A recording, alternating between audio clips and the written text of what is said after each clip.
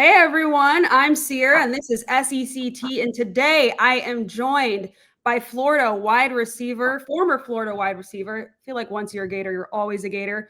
Andre Debose. He was at Florida from 2009 to 2014, but also Andre and I are cousins, both from the Orlando area. He was obviously much more of an athlete than I was. He came from Seminole High School, went to Florida, played some years in the NFL. And Andre, thank you so much for joining me here today. Yep, thanks for having me. Thanks for having me. Yeah. And before we get started here, you guys can visit fanduel.com/SECU to join today and get started with $250 in bonus bets when you win your first $5 bet. Andre, thank you again for joining me here.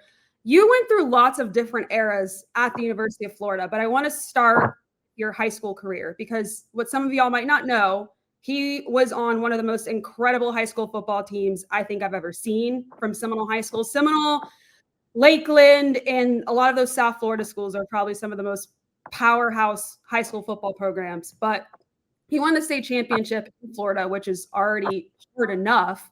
But Andre has this catch that people still call the catch.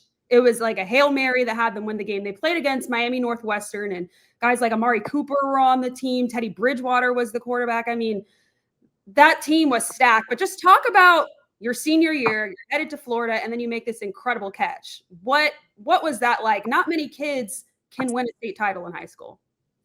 Well, this is true. My high school experience was had a lot of ups and downs. I remember my sophomore year we went 1-9, and then my junior year we went 5-4, and then of course my senior year we won the state championship. And yeah, it was a magical season. You know what I mean? We lost homecoming. I remember losing homecoming and thinking the world was the world was over, but it was a great season. And yeah, the catch kind of that was a above just experiencing that was pretty crazy. And you were already committed to Florida at that point, right?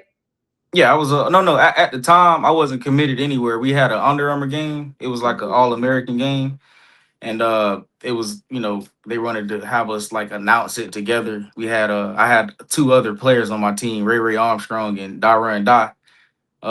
We all was invited to the Under Armour game, so it was kind of like a announcement thing. So I had to wait until like January until I actually committed to Florida. So it was kind of still up in the air And Urban at the Meyer time. was the head coach still when you were being recruited, right? Urban Meyer was definitely the head coach. Yes, sir. And talk about that recruitment process and then your early years when he was there, if you're willing to share. 100%. I'll tell you, he's a hell of a recruiter. I'll tell you that. He just knew. I mean, throughout the recruiting process, once he figured out, it was kind of like my dad. My dad was kind of like had a lot to do with my decision.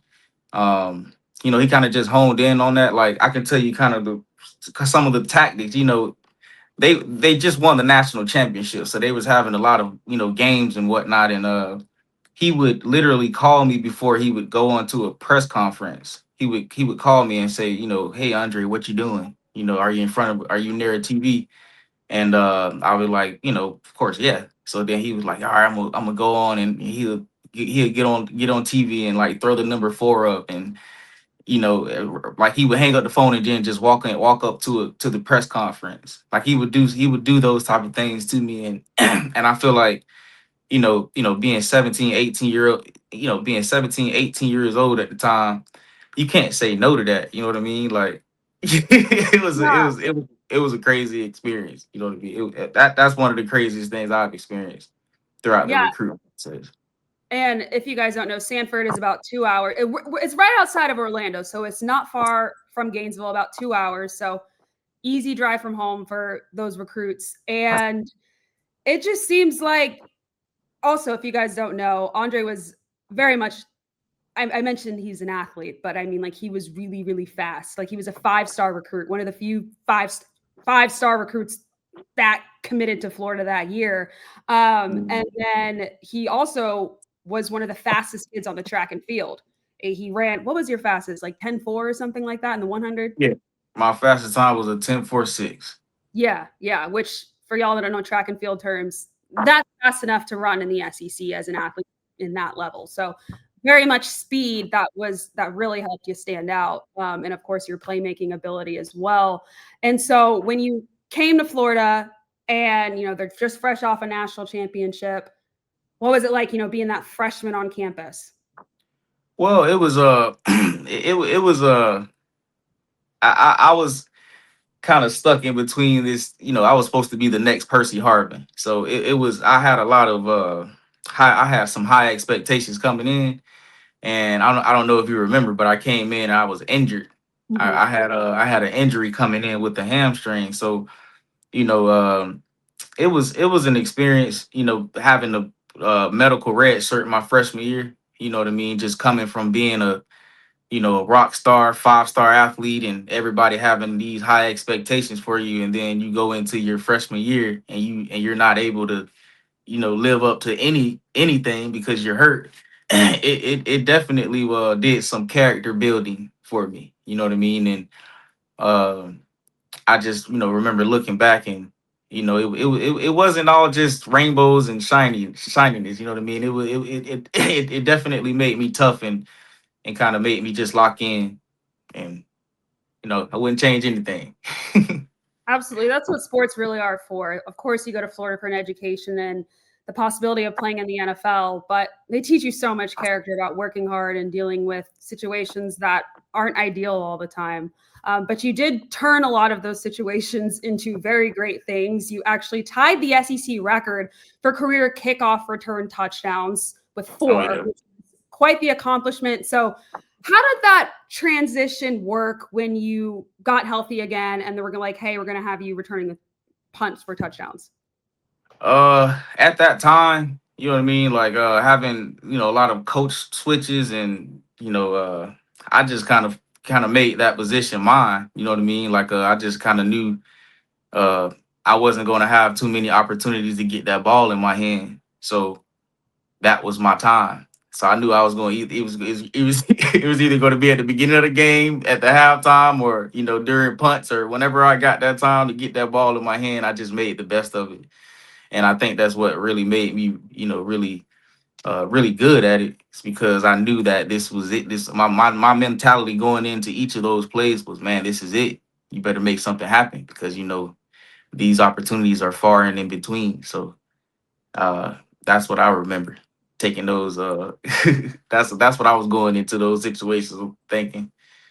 Yeah. And then I can't imagine the adrenaline rush you feel when you get the ball and you're just sprinting down that field, and especially at Ben Hill Griffin Stadium. I mean, what's that adrenaline feeling like? Everyone's cheering for you, everyone's on your side in that case.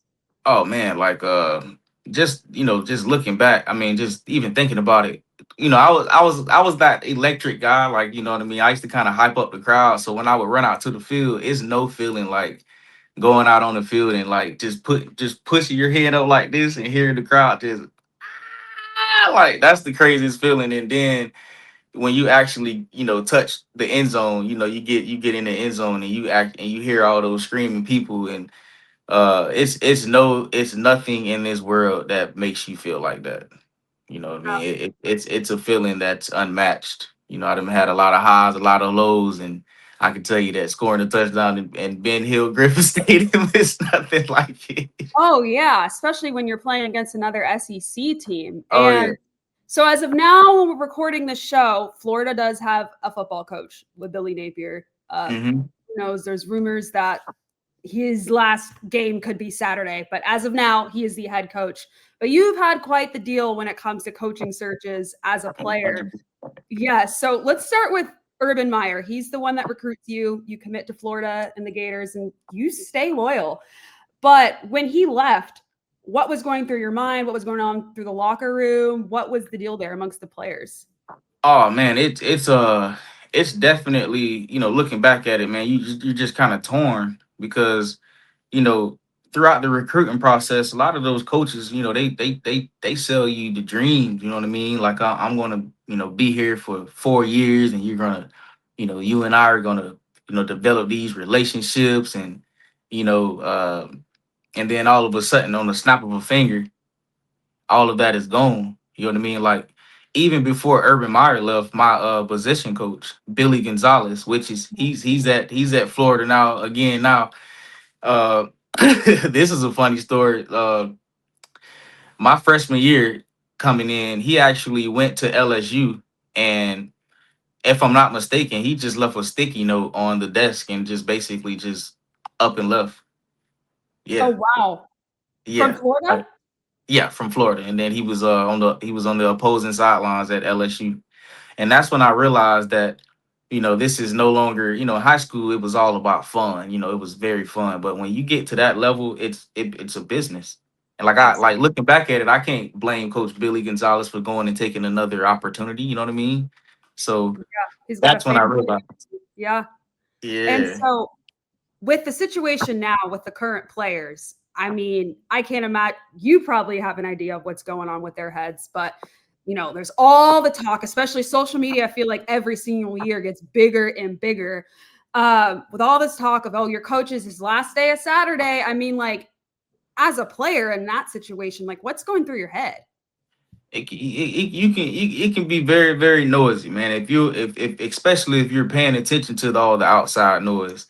You know what I mean? If you are paying attention to the outside noise at this time, them kids probably, it's a business out. So now them boys are probably being real selfish. Like, what is my next move? What am with the new transport portal, a lot of them boys probably thinking about hitting it at this point. So, it's a really shaky situation. You know what I mean? Going through a coach change, and because you as an athlete, as a football player coming in as a coach, he recruited you. You expect your coach to be there all 4 years because that's what he tell you. So when that doesn't happen, you have some torn feelings. You really you're torn because you have to be selfish. You have to worry about yourself, but then you want to be loyal, and it's just a whole bunch of mixed feelings. Them boys going through it. They going through it right now. I tell you that they going And through it. so it's different because, like, I guess with Muschamp, you were there for Muschamp as well. Well, Muschamp, the Mhm. coach, but he was fired. So when a coach gets fired, it's like, well, Oh, I dang, can I tell. don't know if they're going to get another job. Am I going to follow them, or I'm just going to stick it out here? Muschamp told us in the team meeting straight up, I'm gonna be straight. Basically, like, I'm gonna get this money regardless. He told us that, like, don't worry about me. So, like I told you, I realized my freshman year, sophomore year, that this is a business. And I'm pretty sure Florida was paying Muschamp when he was coaching at South Carolina for the next, what, 3, 4 years or something like that. So Muschamp made it very clear that, guys, don't feel sorry for me. I'm gonna be okay. Yes, that's like James Franklin, the Penn State coach that got fired, getting 40 million not to work. Yes, I feel like that's the route. Get a head coaching job and not do good at your job, and then just collect the check. Exactly. I see Dan Mullen's back coaching. I'm like, I would not be back coaching. I would be sitting on the Oh man, beach. man. I mean, you love the game. Like I can't even sit here and lie. You always want to be around the game. I miss it. I miss the game for so much. So that's one thing for sure. I can see why he get back out there. You Yeah, know, and of course, you've played in many SEC games, but what's the toughest environment you think to play in that's not Florida? man. I tell you, man. At night game at LSU. That's the man. I actually went to the game this past year. I was in Baton Rouge. I went there for my birthday. My birthday was September 12th, so I believe it was the day before or after or whatever.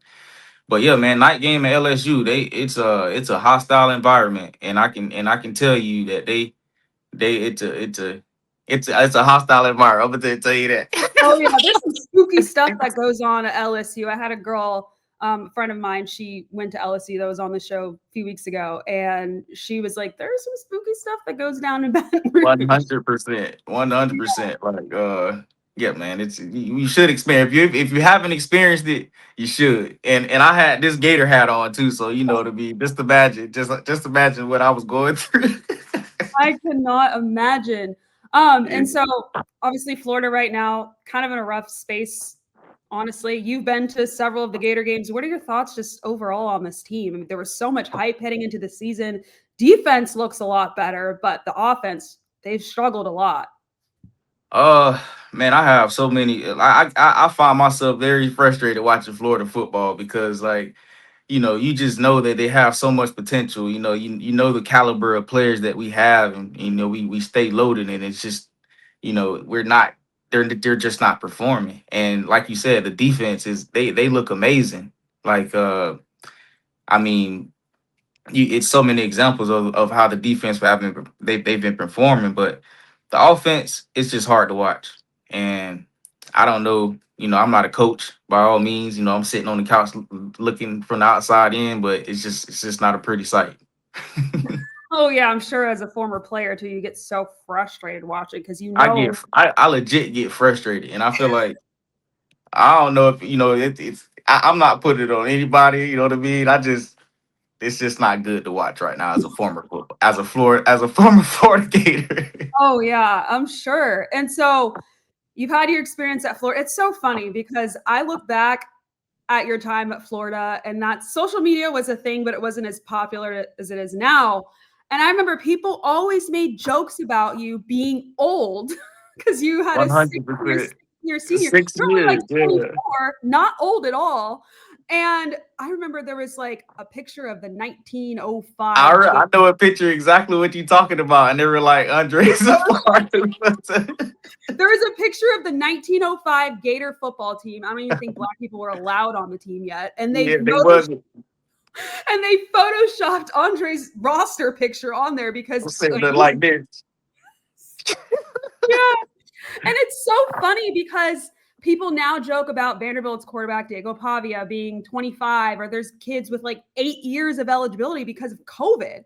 And so I just look back on that and think that is just so funny because people Yes. used to clown you so They much. used to make fun of me, bro. Yes, I used to get made fun of 100%. I had 2 victory laps. Yeah. And I loved every minute of it.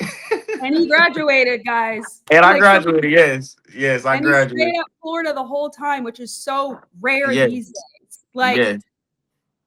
looking at how the state of college football is now, which is so incredibly different. But if you were to go in a time machine and tell yourself 18, 17 years old, what's happening? I mean, what would you think as a teenager being like, wait, this is what college football is like in 10 years? Oh man, I can tell you, 18 and 19 years old, we they were so strict about, receiving gifts and you know what I mean. I remember I can tell you a fun story.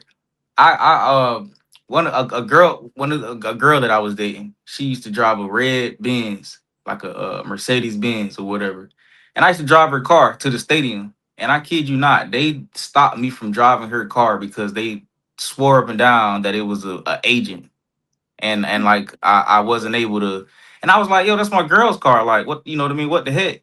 And that just goes to show like how strict they were about any gifts. Like, I don't know if you remember, but I got in trouble for about I mean, I was a part of the some NCAA allegations coming out of high school. You know what I mean? With Miami and all that type of stuff. So yeah, it's football has changed because a lot of the stuff that we were getting in trouble for, man, they it's free and clear today. Like, And like that's like a minor thing now, like let's say yes, that's what I'm saying. yeah, like let's say there's a dealership in Gainesville that wants to give you a car and like you do Yes, fine. No, exactly. these kids are getting millions from the collectives, which is like a thing that all the fans or boosters, whatever, just donate to. And they're handing you a check essentially. Yes. We used to get yeah, man, we used to get in trouble for people buying us food. Like, you know what I mean? People couldn't even buy us nothing to eat. And y'all And were in the trenches, like could not I work. my parent my fun fact, my father gave me $100 every Friday for 6 years throughout my college career because I couldn't work. So, every Friday I was looking forward to my $100. I was not rich in college. I was a broke college student, just like everybody else. I had a scooter. I had a great Chevy Impala. I loved my car, and I had my $100, and I enjoyed I enjoyed, like I just couldn't imagine going through college with money, like because we had a blast without it. You know what I mean? And I mean, it's like millionaires. Like I saw DJ Lagway has his Lagway Foundation. Like he does great things with that. But he just donated $50,000 to, I believe, brain research, which is like, crazy to think of. So would you, do you see, like, do you think you would have thrived in this era with all this money and the transfer portal? Oh man, I have a lot of mixed emotions. You know what I mean? Like, I feel like with the money now, it's no, I feel like high school sports is college is the pros now. It's no longer, they're not trying to, they're not as hungry no more. They're not trying to get to that next level as much because they getting that money right now. So that's what I feel like the biggest difference is a lot of them boys is not as hungry as we was because we was trying to get to the next level to get all the things that they got right now. And now that them boys already kind of, losing games right now, they don't really, honestly, I don't really think they care because they still gonna get that paycheck next week. You know what I mean? Like that's what I think the process is. It's the pros now. Like a lot of them guys can just go through the motions and they're still gonna get that check. So that's what I think the biggest difference is these guys are they got the bag already, so they don't have nothing really to reach for. You know what I mean? And that's what kind of that's what you're getting. That's what's kind of separating the boys from the man now is the ones that want to really work hard and the ones that's kind of complacent, right? I mean, I don't know. I Yeah. kind of went there. No, it makes perfect sense. And so, you were at Florida for all 6 years, but Hmm. now that is just so rare for a player to stay all 4 years or whatever years they're there for. And so what do you think of the transfer portal and how easy it is not only to transfer, but heck, if you want to transfer to Georgia, go ahead. There you can transfer Yeah. within the conference, which is crazy. It's I mean, I feel like it evened the playing field, with the players and coaches. You know what I mean? Because like I said, like my coach up and left my freshman year without an explanation or anything like that. So, when I was there, if you wanted to transfer the program that you were at, they can literally tell you this is I mean, well, this is what I know. Urban Meyer would tell you can't go nowhere in the SEC, you can't go nowhere in Florida. And he would always threaten us, you're gonna wake up in Idaho, if you leave here. Yeah, he would. That's what he would wait. He would be like, "You gonna wake up in Idaho? You leave here in Florida." Like that's what they would do, and that's what it was because they would tell you you can't go here, you can't go here, and that's why you see the routes that Cam Newton he had to go, the The D2, JUCO. and he had to go to JUCO. Then he was able to kind of pick wherever to where he went, but at that initial jump, you can't just go to Auburn. You couldn't just go to Georgia. You know what I mean? And a lot of the people I couldn't. I don't know. I feel like I couldn't afford a year. I mean, maybe I could have. I don't know. But the transfer portal, I feel like it just kind of evened the playing field, and it kind of, you know, they it's a business. You know what I mean? If it's not working out for me here as a businessman, you know what I mean? Because this is a business now. College football is a business. I feel like it evened the playing field, and it's kind of fair now in my sense. It does get tricky though because players can enter the portal and also get NIL money. So of course there's going to be some mixing up there with coaches. Hey, we can get you this bag and we can get you this money if you come here. So that's also like those two dropping at the same time was a little bit messy, I think. Oh, it was definitely it's the wild wild west for sure. It's the wild wild west. I don't know how they gonna regulate things. Uh, I mean, I'm just sitting back and watching. You know what I mean? It's fun to watch to me. Yeah. Yeah. Okay. So you also play a lot of Madden. Are you able, how far, I don't know anything about video games. Do they go back like far enough? Are you able to play yourself or? No, you can't play yourself. I think the last time I was in the game was what 2015. But although I was in six NCAA's. So I was in Oh, yeah, I was in six of those. And the last year before they recently started making NCAA, I was in the 2014 and I was like one of the fastest guys on that video game all the way. that's fun. That's fun. Yeah. It's cool that kids can, they can play themselves now. The college players now, they will be playing for Yeah, themselves, which is pretty funny. so dope. So Yeah. dope. Yeah. College football has changed definitely a lot. FanDuel is getting you ready for the NFL season with an offer you don't want to miss. New customers can just bet $5 and get 300 in bonus bets if you win. That's right. Pick a bet $5, and if it wins, you'll unlock $300 in bonus bets to use all across the app. You can build parlays, player props, ride the live lines, whatever your thing is. FanDuel has you covered. The NFL season is here. The only question is, are you ready to play? Visit fanduel.com/SECU to download the FanDuel app today and get started. Andre, thank you so much for joining me today and giving us all those details. Those were just amazing things to hear from you for sure, and learning about your era at Florida. You're welcome. Anytime. Thank you. Thanks for having me.